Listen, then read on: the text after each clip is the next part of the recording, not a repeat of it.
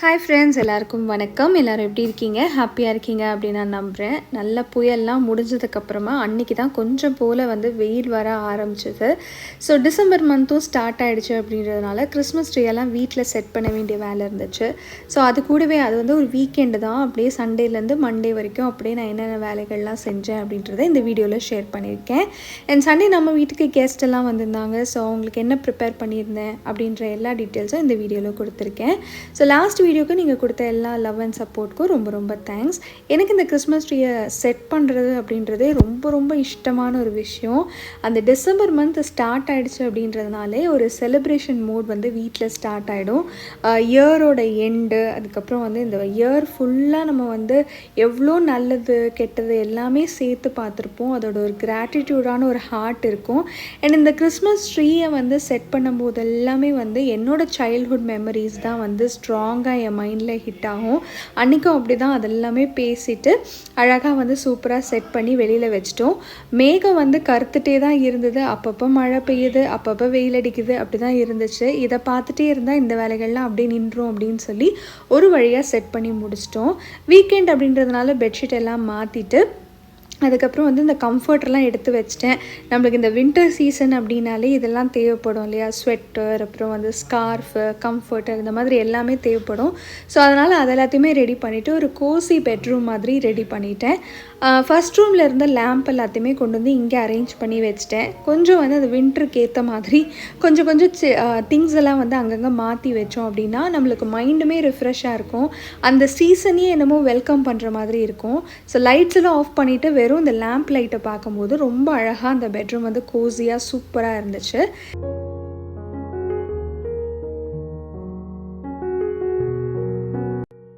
அன்றைக்கி என்னோடய sister in law family தான் வீட்டுக்கு வந்திருந்தாங்க. ஸோ அதனால் கொஞ்சம் ஸ்நாக்ஸ் எல்லாம் மட்டும் வீட்டிலே ரெடி பண்ணியிருந்தோம். அவல் கொழுக்கட்டை, அதுக்கப்புறம் மசாலா வடை, டீ, அந்த மாதிரி ஸ்நாக்ஸ் எல்லாம் தான் வீட்டில் ரெடி பண்ணியிருந்தோம். ஸோ டின்னர் நைட்டு வெளியில் வாங்கிக்கலாம் அப்படின்ற பிளானில் தான் இருந்தோம். ஆளாளுக்கு என்னென்ன சாய்ஸ் இருக்கோ அதுக்கேற்ற மாதிரி ப்ரிஃபரன்ஸ்லாம் கொடுத்துட்டு நம்ம வெளியில் வாங்கிக்கலாம் அப்படின்ற ஐடியாவில் இருந்தோம். அதனால் வீட்டிலேயே ஸ்நாக்ஸ் மட்டும் பண்ணிடலாம் அப்படின்னு தான். இந்த கார கொழுக்கட்டையோட ரெசிபி ஆல்ரெடி நான் அப்லோட் பண்ணியிருப்பேன். ரொம்ப டீட்டெயிலாகவே சொல்லியிருப்பேன். அதோட லிங்க் கிடச்சிச்சுன்னா நான் டிஸ்கிரிப்ஷன் பாக்ஸில் கொடுக்குறேன். இப்போ ரஃப்பாக அப்படியே சொல்லிடுறேன். ஒரு கப் அவல் எடுத்திருந்தோம் அப்படின்னா அதை நல்லா ரோஸ்ட் பண்ணிவிட்டு மிக்சியில் கொரப்பாக அரைச்சி வச்சுக்கணும். அது கூடவே நான் ஒரு கப் அவல் எடுத்திருக்கேன் அப்படின்னா 3/4 கப்பு நம்ம ரவை எடுத்தால் போதும்.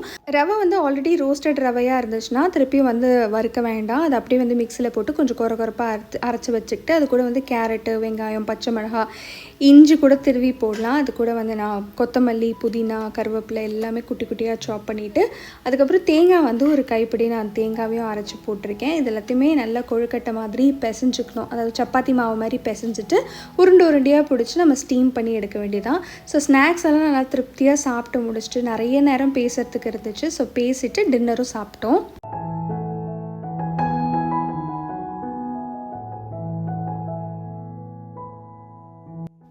ஸோ அன்றைக்கி டே ஜாலியாக போச்சு. அதுக்கப்புறம் அடுத்த நாள் ஆஃபீஸ்க்கு கிளம்பணும். ஸோ காலையிலே ரிஃப்ரெஷ்லாம் ஆகிட்டு குளிச்சுட்டு வந்ததுக்கப்புறமா அப்படியே குக்கிங் ஸ்டார்ட் பண்ணேன். இன்றைக்கி ரொம்ப லைட்டான மெனு தான். நான் ஃபஸ்ட்டு ஆஃபீஸ்க்கு போக வேண்டாம், இல்லைலாம் போயிடலாம் அப்படின்னு ஒரு டபுள் மைண்டடாகவே இருந்துச்சு. கடைசியில் நான் ஒர்க் ஃப்ரம் ஹோமே எடுத்துக்கிட்டேன். ஹஸ்பண்ட் மட்டும்தான் போனாங்க. அவங்க நான் வெளியில் சாப்பிட்றதா இல்லை வீட்டில் ஏதாவது சிம்பிளாக பண்ணலாமா அப்படின்னு யோசிச்சு தயிர் சாதத்துலேருந்து ப்ரொமோட் ஆகி அது லெமன் ரைஸ்க்கு வந்துருச்சு. ஸோ லெமன் ரைஸு, உருளைக்கிழங்கு, அவ்வளோதான் நான் செஞ்சுருந்தேன். எனக்கு மதியானத்துக்கு தயிர் வச்சு சாப்பிட்டுக்கிறேன் அப்படின்னு சொல்லிட்டேன்.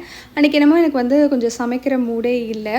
கொஞ்சம் நேரம் அப்படியே ரிலாக்ஸாக இருக்கணும் அப்படின்னு தான் தோணுச்சு. ஃபஸ்ட்டு நைட்டு தூங்க போகிறதுக்கு முன்னாடி என்ன யோசிச்சேன்னா, நாளைக்கு நம்மளும் ஆஃபீஸ்க்கு போயிடலாம் அப்படின்ற பிளானில் சென்னாலாம் ஊற வச்சுட்டேன்.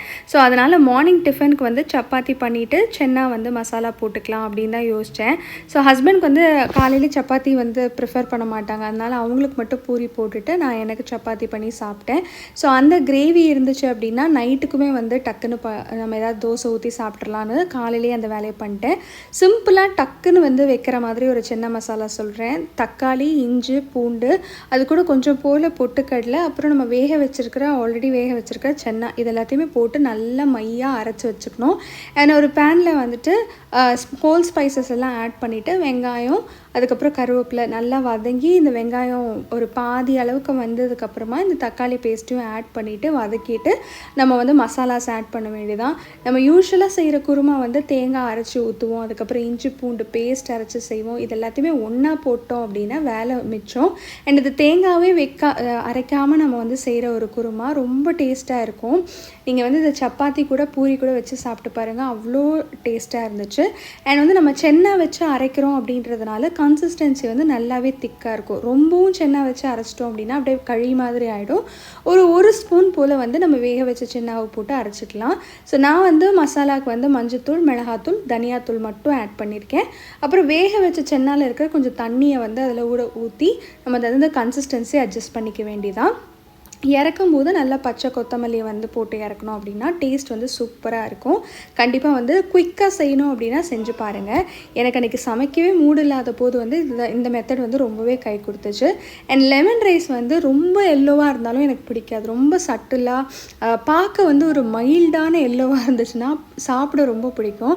ஸோ நான் எப்போவுமே வந்து லெமன் ரைஸ்க்கு வந்து கொஞ்சம் போல தான் மஞ்சத்தூள் சேர்ப்பேன். அண்ட் நிறைய பச்சை மிளகா, நிறைய வேர்க்கடலை சேர்த்து செய்யறதுக்கு ரொம்ப பிடிக்கும். என் ஹஸ்பண்டுக்கு வந்து அவங்க கேட்ட மாதிரியே வந்து பூரியே போட்டு கொடுத்தாச்சு.